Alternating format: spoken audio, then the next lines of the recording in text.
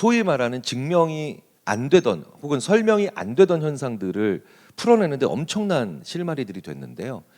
하나만 더 볼까요? 이게 이제 2차 세계대전 때 독일의 나치가 수많은 유대인들을 상대로 얼마나 참혹한 짓을 했습니까? 그래서 연합군이 유대인 수용소를 개방하고 난 다음에 충격을 받았는데 그 충격은 두 종류였어요. 첫 번째 받은 충격이 당연히 나치의 만행으로 인한 참혹함. 두 번째 충격이 바로 뭐냐? 그럼에도 불구하고 3년을 이 지옥에서 버텨낸 사람들이 나온다는 사실에. 실제로 아무리 그때 당시에 연합군이 본국인 미국이나 영국에 사람 대상으로 하는 실험하는 연구자들한테 이 수용소의 상황을 얘기해주고 여기서 과연 사람이 며칠 동안 어느 정도 버틸 수 있나요? 물어보면 대부분의 연구자들이 한 달 이상을 안 받거든요. 그런데 여기서 3년을 버텨낸. 더 놀라운 건 생존자의 연령대가 20대부터 60대까지 골고루 나오더라는 거죠. 그때 60대면 지금 80대로 봐야 되거든요. 그래서 이때부터 진정한 슈퍼휴먼 연구가 시작됐어요. 아, 사람 중에 모든 아무리 참혹한 순간에 들어가고 지옥에서도 살아나오는 생존하는 사람들이 있구나. 그런데 그들의 공통점을 찾으려고 당연히 했겠죠. 최근까지도 못 찾은 거예요. 근데 최근 들어서 아주 허망하고 심지어 간단하게 풀리죠. 이 간단한 질문을 할 생각을 못했던 거예요. 70년 동안 그 박사학위 받은 인간들이. 저도 얼마든지 그런 바보짓을 많이 합니다만 그게 바로 뭐냐? 이 질문을 안 했던 겁니다. 근데 이 질문하면 모든 게 다 해결돼요. 이 지옥 같은 수용소에서 3년 이상 버틴 저 지옥에서도 살아 돌아오는 이 진정한 슈퍼휴먼들의 이분들의 유일한 공통점이 수용소에 끌려 들어가기 전 5년 동안 행복했던 분들입니다. 자, 다시 한번 말씀을 드리지만 행복은 도구입니다. 시련과 고난을 이겨내는. 자, 그런데 이제 다시 한국으로 눈을 돌려서 우리가 사는 한국 사회 있잖아요. 우리가 사는 한국 사회는 고난과 시련이 다른 나라에 비해서 드물게 오는 편의 나라일까요? 자주 오는 편의 나라일까요? 뭘 고민을 하세요? 원탑으로 자주 오죠. 한국 사람이라는 존재 자체가 원래 고난과 시련을 서로에게 주는 존재입니다. 너 지금 조금 선 넘는 것 같은데? 아니요. 이건 모든 나라의 고통 요인은요, 그 나라의 역량 요인 혹은 강점 요인에 기인해요. 일본이 왜 한국한테 수명을 추월당했는지 아십니까? 사람의 수명을 가장 많이 단축시키는 게 사실 예전에는 스트레스라고 봤어요. 그런데 요즘 더 연구를 해보니까 스트레스보다 2배 사람을 먼저 죽게 만드는 가장 위험한 요인이 있죠. 그게 일본이 우리 한국한테 밀리는 거예요. 그게 바로 외로움이에요. 스트레스가 사람을 15년 먼저 세상 떠나게 합니다. 그런데 외로움은 30년 먼저 떠나게 해요. 그러니까 외로움이랑 스트레스랑 다른 건가요? 다르죠. 잘 생각해 보세요. 외로움은요, 만나고 싶은 사람을 못 만나는 고통이 외로움이죠. 스트레스는 뭐예요? 만나기 싫은 사람을 자꾸 만나 돌아버리는 고통이 스트레스죠. 확실히 이해를 하시네요. 네. 그러니까 일본이 전형적으로 외로운 사회고요. 한국이 전형적으로 괴로운 사회예요. 근데 외로운 것보다는 괴로운 게 좀 낫긴 낫습니다. 그런데 이 한국은 그렇기 때문에 왜 괴로운 사회느냐? 사람들 자체가 기본적으로 주체성이 높고 주인공 의식이 강하기 때문이다 라고 저희 심리학자들이 얘기를 합니다. 그럼 모든 분들이 이렇게 얘기하세요. 주체성이 높다 아닌데? 나 주인공 의식 강하지 않아. 그러니까 우리 한국 사람들은 주인공 의식 강하다라고 하면 노래방 갔을 때 막 자기 혼자 마이크 붙잡는 그런 행동을 생각하세요. 그건 싸가지가 없는 거죠. 그거는 예의범절이 없는 거고. 이걸 연구하는 친구들이 누구냐? 최근에 한국에 많이 들어와 있는 이스라엘에서 온 유대인 심리학자들입니다. 한국에 꽤 많이 와 있어요. 그래서 제가 물어봅니다. 야, 너희들은 도대체 왜 이렇게 한국에 와서 연구를 많이 해? 니네 가자지구 전쟁이나 걱정해 이것들아. 라고 하면 이스라엘 정부가 그렇게 연구비를 잘 준답니다. 그러니까 왜 잘 주는데? 라고 하면 이렇게 얘기해요. 전 세계에서 자기네들 유대인들이 들어가 살지 않는 나라가 딱 두 나라 있대요. 예, 그 중에 하나가 한국이랍니다. 나머지 하나가 북한이랍니다. 똑같은 인간들이네요. 네. 그래서 제가 물어보죠. 아니 일본도 있고 중국도 있잖아 라고 하면 다 보여줘요, 현황을. 이게 인터넷에 공개가 안 된 자료이라서 우리가 못 보는 거더라고요. 일본 국적 가지고 일본 국민으로 사는 유대인이 4,800명입니다. 일반 거주자가 55,000. 생각해봤더니 제가 일본 기업에서 강연을 하잖아요. 임원 30분 정도 임원 있으면 서너 분은 항상 유대인들이에요. 네, 맞아요. 네. 그들은 그냥 유대인 휴식일이나 안식일을 지킬 뿐 그냥 일본어를 더 모국어처럼 생각하는 사람들이죠.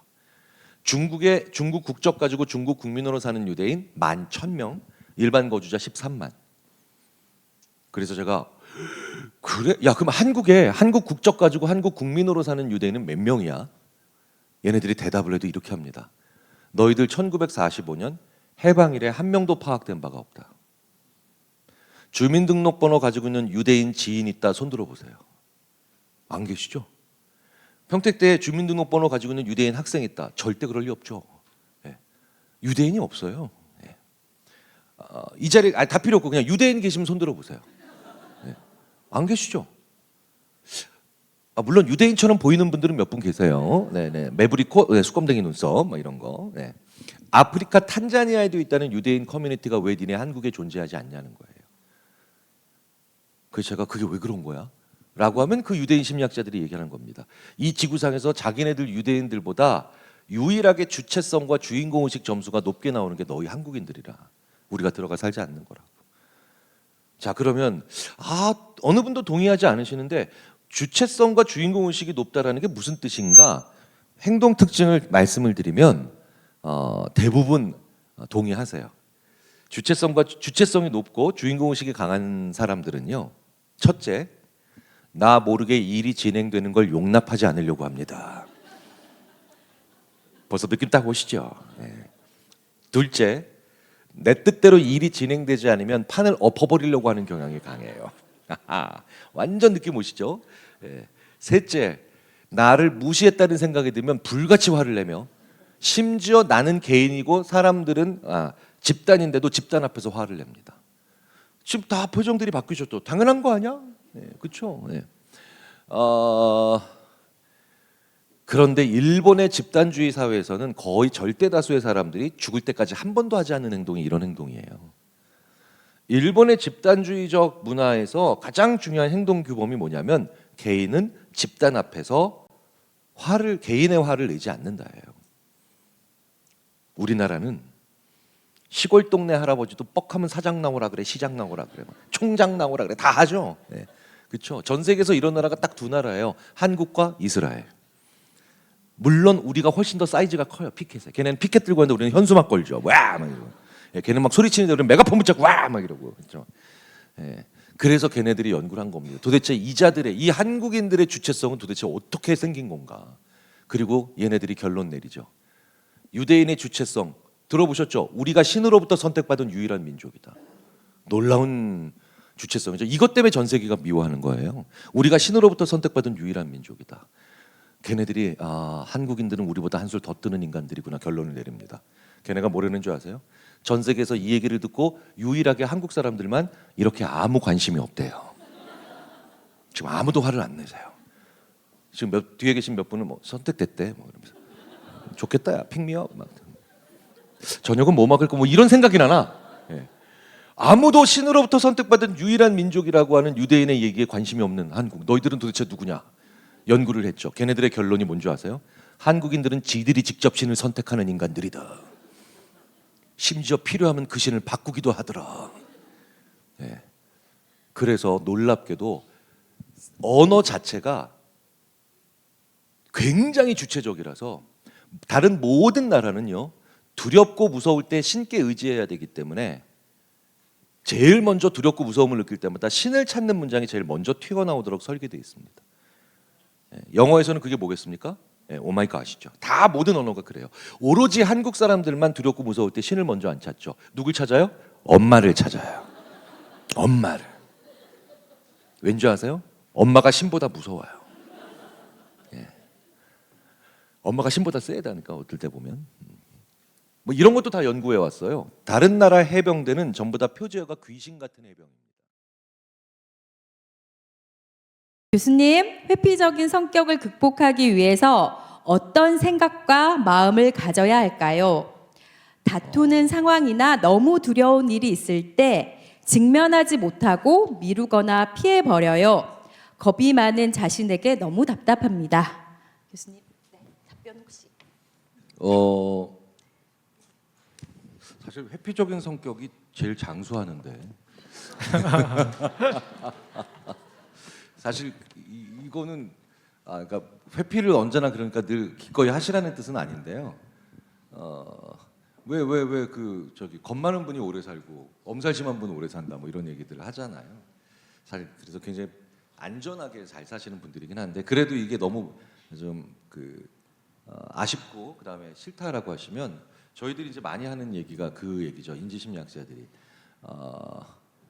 소위 말하는 이게 이제 윈스턴 처칠이 했던 얘기라고 되어 있지만 많은 심리학자들이 추적해 보면 그 전부터 있었던 얘기인데 공포는 반응이고 용기는 결정이다. 그러니까 반응과 결정을 구분하시라 이런 얘기를 많이 하거든요. 그러니까 무슨 얘기냐면 겁이 나는 거, 무서운 거는요 반응이라서 당연한 겁니다. 그래서 겁 없는 인간들이 제일 먼저 죽죠. 그게 사이코패스예요. 사이코패스는 아예 뇌에서 편도체라고 하는 것을 거의 안 가지고 태어나서 실제로 보면은 겁을 내야 마땅한 상황들이 있죠. 자기 생존이 위협받을 수 있는 그런 상황에서 그러니까 사이코패스들의 대부분이 타살 자인 것 같지만 타살 당해 죽습니다. 생각해 보세요. 사이코패스가 있는데 마동석 씨한테 가서 덤비면 그렇죠. 그 영화가 있죠 실제로. 그래서 자연스러운 반응이고요. 겁이 나고 불안하고 이런 때 있을 때 막 도망가고 싶다라고 하는 그런 반응은 반응 자체를 무시하시면 안 돼요. 그런데 그 다음에 뭐라고 돼 있죠? 용기는 결정이다. 그러니까 반응과 용기를 구분하시라는 건 뭐냐면 엄매 무서워. 그러니까 맞서야지. 아 짜증나. 그러니까 풀어야지. 이렇게 언어를 자기의 감정을 솔직하게 말로 하시고 그 다음에 행동을 그럼에도 불구하고 이렇게 해야지라고 자꾸 구분을 하셔야 돼요. 이거는 제가 굳이 회피 이런 장면이 아닌 다른 곳에도 많이 얘기를 하죠. 예전에 제가 한번 언론사에서도 사설에서 제가 공개해드렸는데 장애가 있으신 분들 이동권에 굉장히 관심이 많으신 어떤 기업 부장님이랑 지하철 타고 갔었는데 예전에 지하철 가끔씩 이렇게 막 엄청 연착되고 이럴 때 있잖아요. 그 장애 있으신 분들 왜 하시는 그 집회나 시위 때문에 근데 이분이 그러니까 돌아버리는 거예요. 자기는 그분들의 이동권에 대해서 굉장히 관심이 많은데 그분들로 인해서 내가 막 지금 어디 늦게 생기니까 굉장히 짜증을 내시더라고요. 근데 그때 보면은 대부분 그래서 아씨 하면서 다 뭐야 다들 제정신이 아니야 뭐 이런 식으로 얘기해가지고 오히려 더 힘들어지는 경우 있잖아요. 그래서 제가 그 부장님한테 그랬어요. 마찬가지죠. 반응과 결정을 구분하시라. 부장님 짜증 내세요. 그리고 응원하시면 돼요. 그러니까 이러는 거죠. 아 진짜 왜 이렇게 짜증나 진짜 왜 이렇게 막히고 진짜 화이팅 이렇게 하시라고. 예. 그래서 요걸 구분을 좀 해보시려고 노력하시면 겁을 내는 거 뭐 초조하고 불안해지는 거 당연한 거고요. 그리고 좋은 결정을 내리자라고 하면 조금 더 초점을 맞출 수가 있게 됩니다. 네. 있는 사람에게 배신당한 것 같은 기분을 느꼈습니다.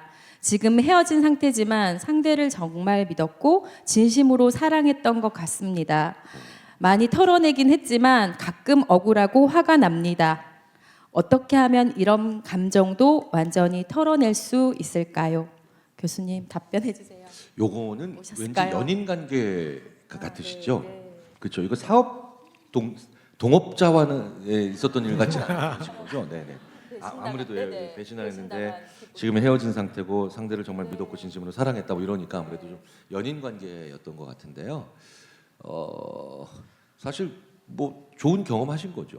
좋은 경험하신 거죠. 사람이 좋은 사람만 만나본 사람이 아니라 나쁜 사람도 만나보거나 아니면 부족하거나 못난 사람도 만나봐야 되니까요.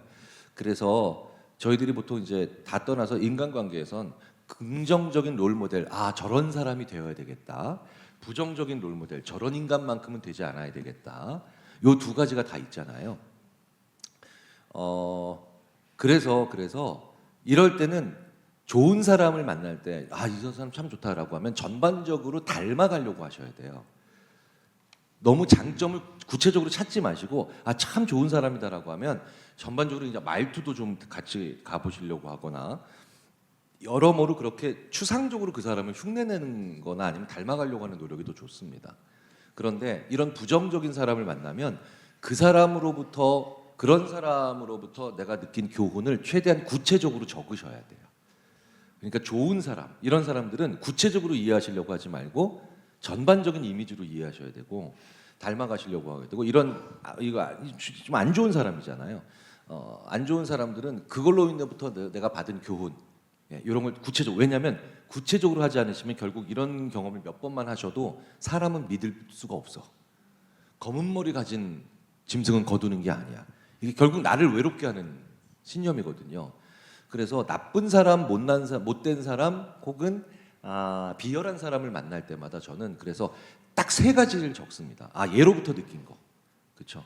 이런 거 구체적으로 적으시면 그 사람의 탈무드예요. 그게 그 사람의 탈무드입니다. 네. 그래서 교훈을 구체적으로 남겨라. 구체적으로. 요게 이제 대부분 인간관계 연구하는 심리학자들의 중론이라서 말씀을 드렸습니다. 제가 봐도 맞는 것 같아요.